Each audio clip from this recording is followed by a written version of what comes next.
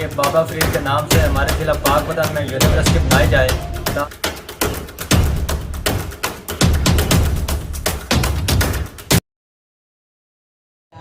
जी, मेरा नाम मुजम्मल हसन जोया है। मैं दीवान प्रेस क्लब थाना मयार और प्रेस क्लब कबूला का एडिशनल जनरल सेक्रेटरी हूँ।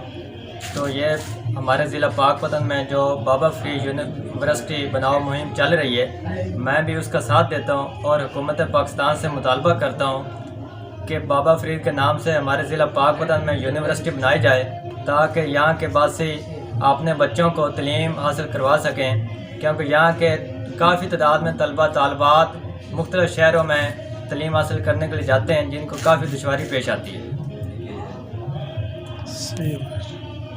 जी व्यूअर्स, अगर आपने अभी तक हमारा चैनल सब्सक्राइब नहीं किया तो सब्सक्राइब कीजिए और साथ में दिए गए घंटी के बटन को ज़रूर दबाइए ताकि अपडेट्स आपको बाकायदगी से मिलती रहें।